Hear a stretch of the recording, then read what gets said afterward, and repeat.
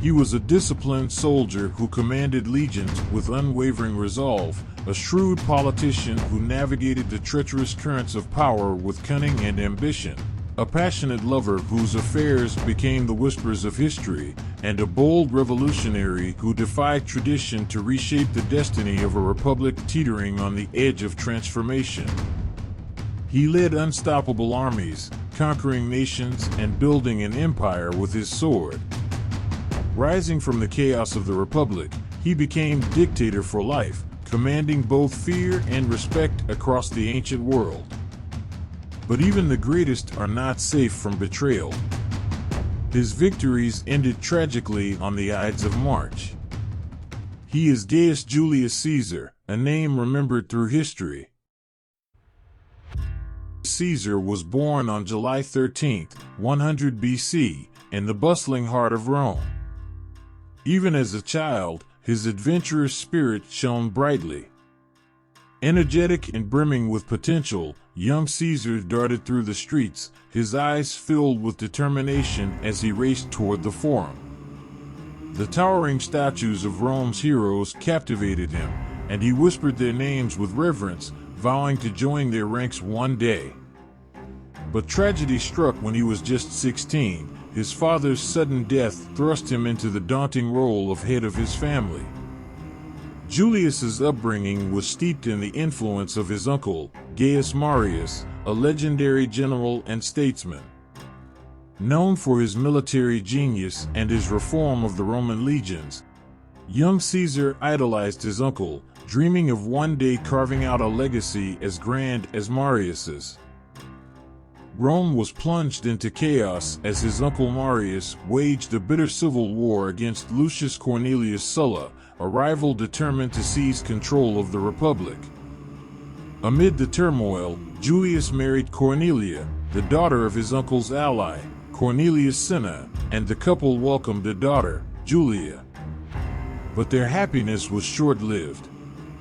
When Marius fell in battle and Sulla claimed the title of dictator, life for Caesar became perilous. His familial ties to Marius marked him as an enemy of the new regime. Though he had not fought in the conflict, Caesar knew his very name made him a target. Fearing for his life, he fled Rome and joined the army, seeking refuge far from Sulla's reach. Caesar's military career began under Marcus Minucius Thermus, the governor of Asia Province, where his natural talent as a soldier quickly became evident. In the provinces of Asia and Cilicia, he distinguished himself on the battlefield, earning the civic crown for his service in the siege of Mytilene, a rare honor bestowed for saving a citizen's life during combat. But his ambition was not yet fulfilled. In 78 BC, the winds of fortune shifted when news arrived of Sulla's sudden death. Seeing an opportunity to return home, Caesar left the army and made his way back to Rome. What awaited him, however, was not the life he had left behind. His inheritance had been confiscated during Sulla's rule, leaving him penniless. Undeterred, Caesar turned to his gift for oratory, using his commanding voice and sharp intellect to establish himself as a formidable lawyer. With every case he argued, his reputation grew, and slowly, he restored his family's social standing. By the age of 25, Caesar seemed poised to reclaim his destiny. But fate had one more test in store. While crossing the Aegean Sea, his ship was attacked by Cilician pirates. Most of the crew were killed, and Caesar, along with a few survivors, was captured. The pirates demanded an exorbitant ransom for his release. Yet, instead of succumbing to despair, Caesar's indomitable spirit shone through. Amused by their audacity, Caesar mocked his captors and boldly suggested they demand an even higher ransom, all while warning them of their impending doom. His arrogance amused the pirates, who dismissed his threats as the delusions of a desperate man. After weeks of captivity, they accepted the ransom and set him free. But Caesar was not a man to forgive or forget. The moment he was released, he set his plan into motion. Using his wealth and influence, he raised a fleet and launched a relentless pursuit of his former captors. These were no ordinary pirates. They threatened Rome's lifeline, plundering grain shipments that come to Rome from Egypt. This was no mere revenge, it was justice. For months, he hunted them across the seas, seizing ships and accumulating victories. When he finally caught the pirates who had once held him, Caesar delivered on his promise. They were crucified, a brutal yet unmistakable warning to those who dared to challenge him. This act of vengeance not only satisfied his personal revenge, but also elevated his standing. By the time Caesar returned to Rome, his name was no longer just a whisper among the masses, it was a force to be reckoned with. Caesar was summoned once again to serve in the army, to face the challenges of foreign battlefields.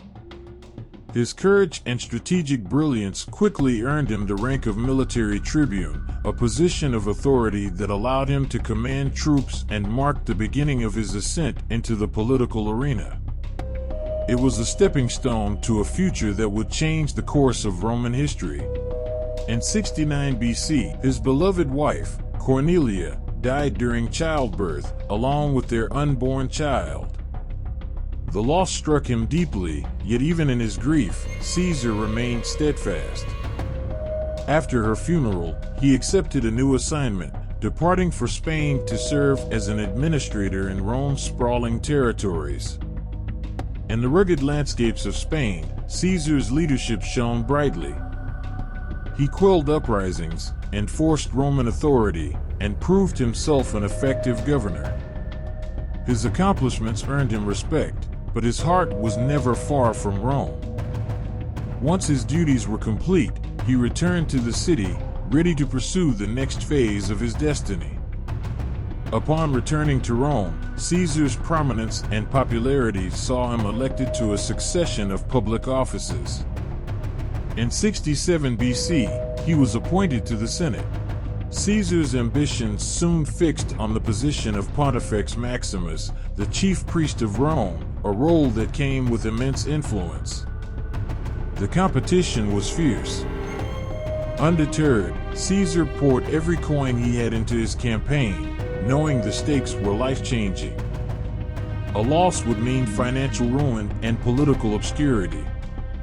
To secure his victory, Caesar formed a critical alliance with Marcus Licinius Crassus, the wealthiest man in Rome and the general who won the gladiator war against Spartacus' army. Crassus, recognizing Caesar's potential of becoming a powerful ally. Against all odds, Caesar triumphed, earning the prestigious title of Pontifex Maximus.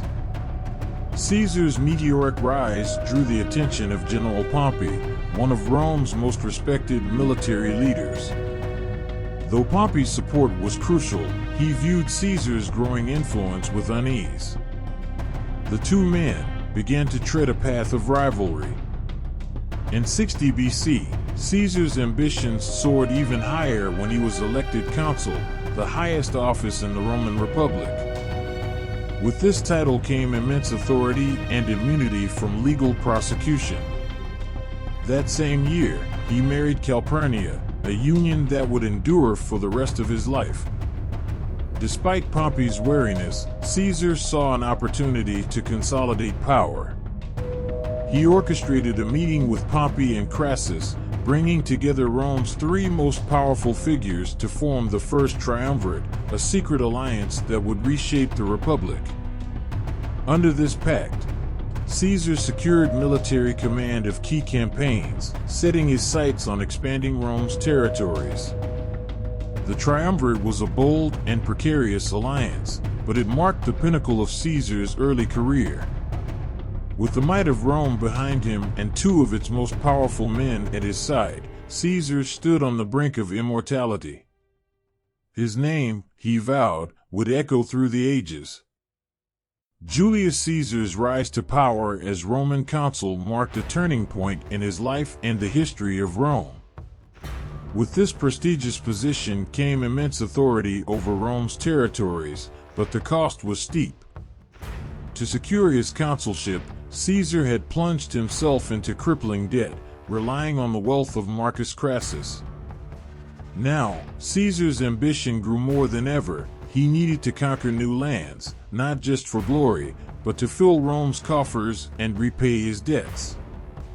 His eyes turned to Gaul, a sprawling, untamed region of dense forests, fierce Celtic tribes, and fragmented kingdoms.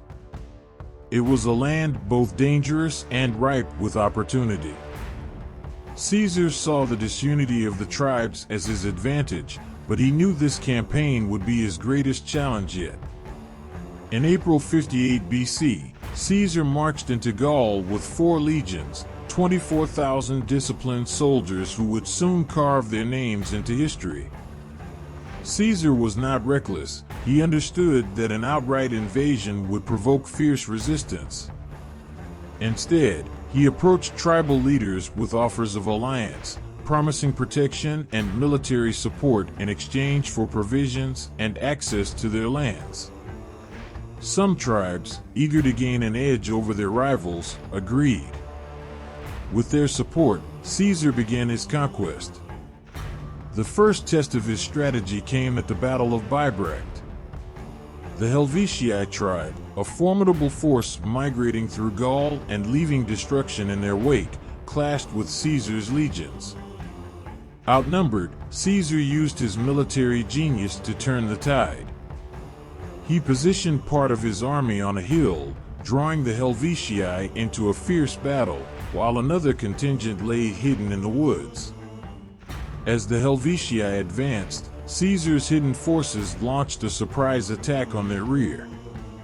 The disciplined Roman legions crushed the tribe, despite their numerical disadvantage.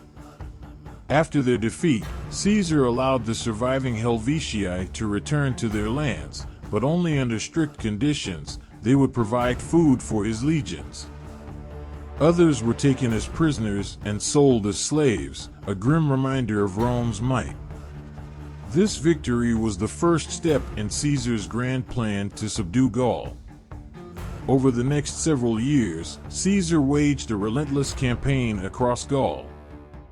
He fought the Germanic Suebi, quelled revolts, and balanced diplomacy with brute force. Some tribes were brought into Rome's fold through alliances, others were destroyed when they resisted. Cities and settlements fell, one after another, as Caesar's legions advanced. But Gaul was not easily tamed. In 55 BC, a rebellion erupted among the Belgian tribes. The uprising was crushed with Roman efficiency, further cementing Caesar's control over the region. By this time, he had amassed immense wealth from plundered cities and tributes, finally freeing himself from the shadow of debt.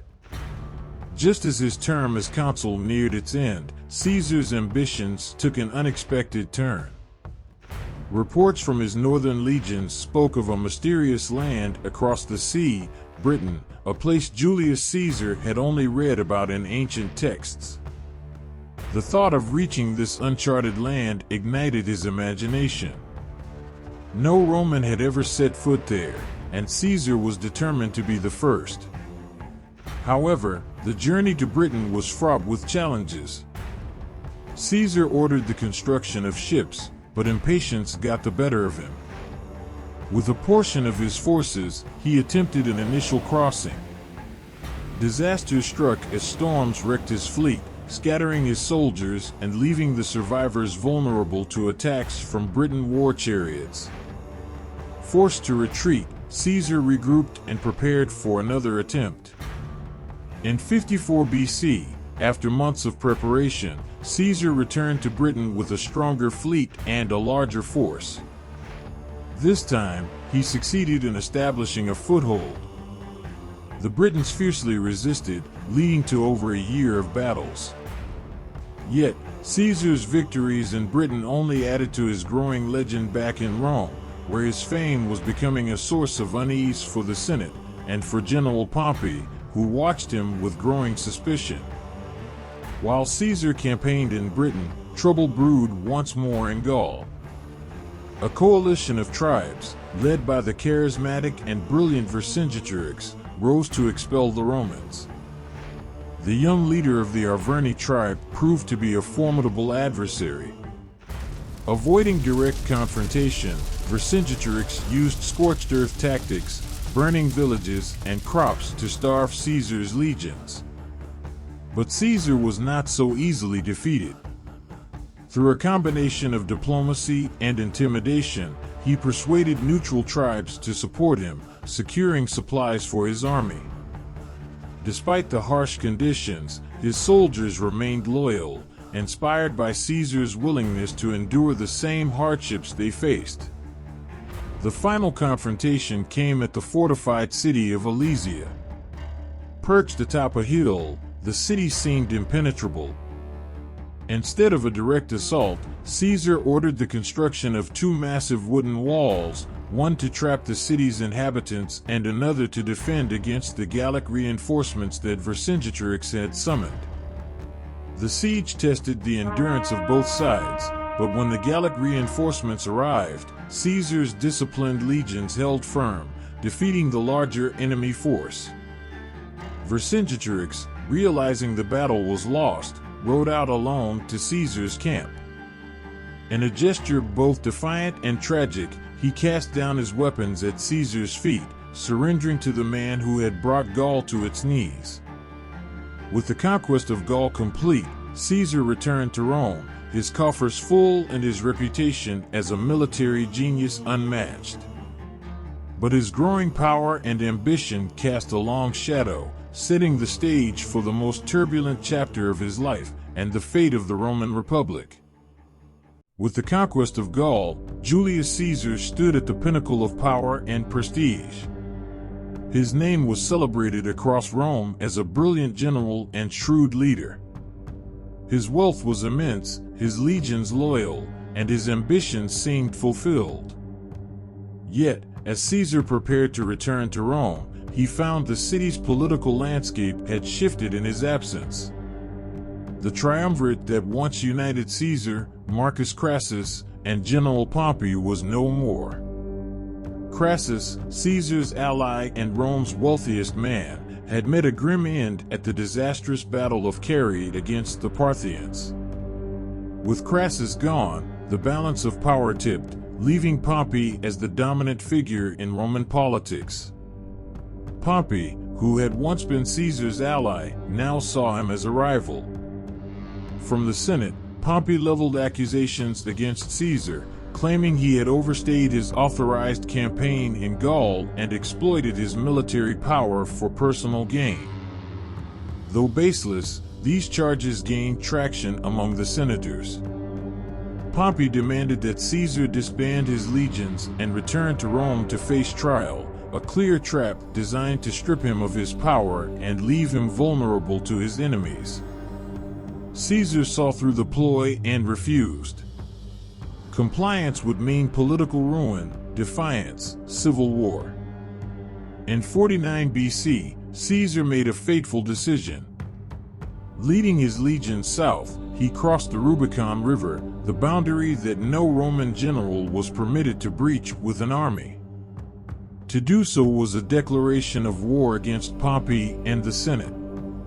As he crossed the shallow waters, Caesar uttered the words that would echo through history: "The die is cast." Caesar understood the enormity of his choice. To march on Rome was to risk everything.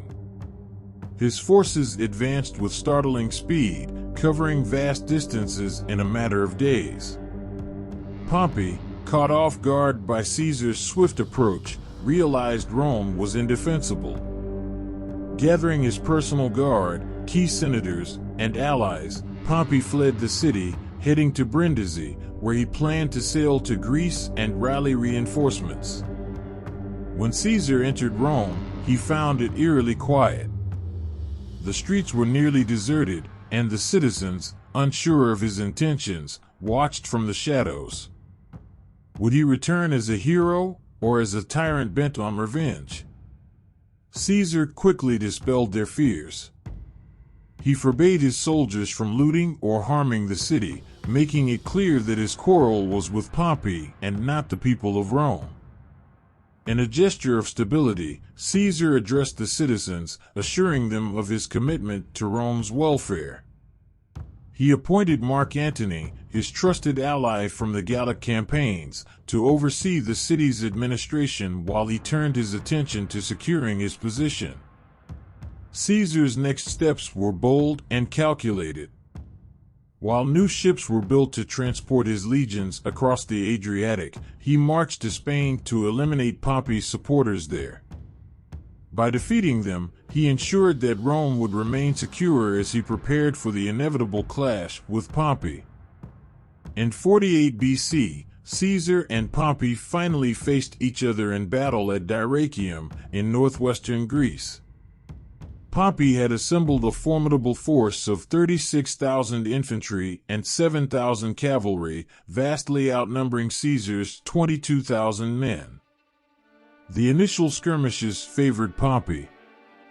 Exploiting a weakness in Caesar's defenses, Pompey's forces struck a decisive blow, forcing Caesar to retreat. It was a humbling moment for Caesar, a reminder that Pompey was no ordinary adversary. Yet, Caesar's retreat was not a sign of defeat, it was a strategic regrouping. His forces, though weary and low on supplies, remained fiercely loyal. Caesar's leadership and resolve inspired them to endure. The stage was set for a final confrontation. On a hot August day in 48 BC, the decisive Battle of Pharsalus unfolded in the plains of Thessaly. Both generals commanded disciplined armies, each well-versed in Roman tactics. Pompey, with superior numbers, relied on his cavalry to outflank Caesar's forces. Caesar, in turn, placed his faith in his veteran legions, men hardened by years of relentless campaigning in Gaul. The battle began cautiously, with each side probing the other's defenses. Then, the clash erupted in full force. Pompey's cavalry charged, seeking to overwhelm Caesar's flanks. But Caesar had anticipated this move.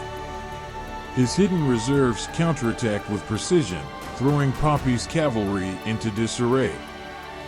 With the flanks secured, Caesar's legions surged forward, breaking through Pompey's infantry lines. From his vantage point, Pompey watched in horror as his army crumbled. The battle was lost, and with it, his hopes of defeating Caesar. Fleeing the battlefield, Pompey sought refuge in Egypt, leaving Caesar victorious. The Battle of Pharsalus marked a turning point in Roman history. Caesar had not only defeated his greatest rival, but also cemented his path to ultimate power. Yet, even in victory, the challenges ahead loomed large. The war was not yet over, and Caesar's ambition would drive him to reshape the destiny of Rome forever. As chaos rippled through the Roman world, the Senate fractured. Many senators loyal to Pompey fled to distant Roman colonies, some even daring to approach Caesar himself, begging for mercy. Meanwhile, Pompey sought refuge in Egypt, a land he hoped would offer him sanctuary. But the sands of Egypt held treachery. Fearing Caesar's wrath and eager to curry favor, members of the Egyptian elite betrayed Pompey. They murdered him upon his arrival, presenting his severed head as a grim gift to Caesar. When Caesar landed in Alexandria and learned of Pompey's fate, his fury was palpable. Despite their rivalry, Caesar had intended to pardon Pompey, offering him a place in the Senate and a chance to return to Rome with dignity. The assassination of a former Roman consul, and a man who had once stood as an equal in the Republic, was an unforgivable insult. Yet, Caesar found himself unable to avenge Pompey. The political tides of Egypt were already pulling him into their depths. The scorching days in Alexandria tested Caesar and his weary legions. The grandeur of the pharaoh's palaces stood in stark contrast to the republic's austere traditions, and the exotic customs of Egypt unsettled many Romans. Caesar, now dictator of Rome, used the time to recover and assess his next moves. But Egypt, too, was a land embroiled in its own turmoil. A civil war raged between Cleopatra and her younger brother, Ptolemy XIII, each vying for the throne. Cleopatra, ever cunning and resourceful, devised a bold plan. Smuggled into Caesar's quarters, wrapped in a carpet, she revealed herself to the Roman general. Her intelligence and charisma captivated Caesar, and the two quickly became allies and lovers. Cleopatra's plea for support in her struggle against Ptolemy aligned with Caesar's disdain for the boy king, who had a hand in Pompey's death. Caesar threw his weight behind Cleopatra's claim to the throne, igniting the siege of Alexandria. For months, Caesar's forces clashed with Ptolemy's, culminating in the decisive Battle of the Nile in 47 BC. Amid the chaos, Caesar's ship capsized, forcing the seasoned general to swim to safety. Ptolemy, however, was less fortunate. His ship sank, and he drowned in the river that had sustained his kingdom. With Ptolemy dead, Cleopatra emerged as Egypt's sole ruler. Her alliance and romance with Caesar became the talk of both Alexandria and Rome. The whispers of their relationship soon evolved into public scandal, especially when Cleopatra bore a son, Ptolemy XV Caesarion, rumored to be Caesar's child.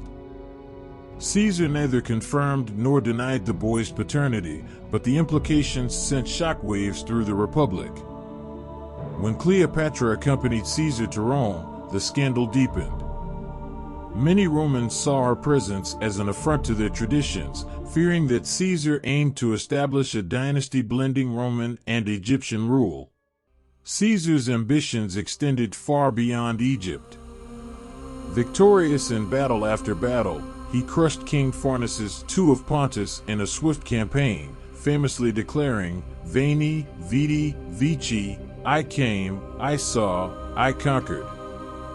Yet, his growing power alarmed many in the Senate.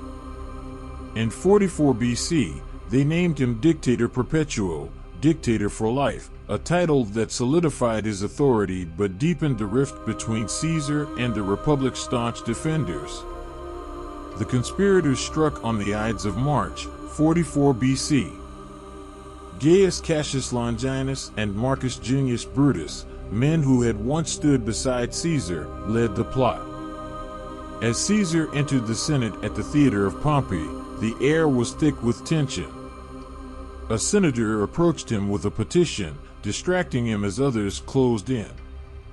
Suddenly, daggers flashed. The first blow struck, followed by a flurry of attacks. Caesar fought back briefly, but succumbed to the onslaught of 23 stab wounds. When he saw Brutus among the assassins, he reportedly muttered, "And you, Brutus?" Rome erupted in chaos. The conspirators fled, but the public mourned Caesar as a hero. His funeral pyre blazed in the heart of the city, igniting not just the wood but the fury of the people. Mark Antony, seizing the moment, read Caesar's will, revealing that he had named his grandnephew, Gaius Octavius, as his heir. Cleopatra returned to Egypt with Caesarion, her dreams of a united dynasty dashed. But Caesar's legacy endured. Octavius, later known as Augustus, would rise to become Rome's first emperor, transforming the Republic into an empire. Julius Caesar's life had ended in betrayal, but his name became immortal, a symbol of ambition, power, and the fragile balance of loyalty and envy.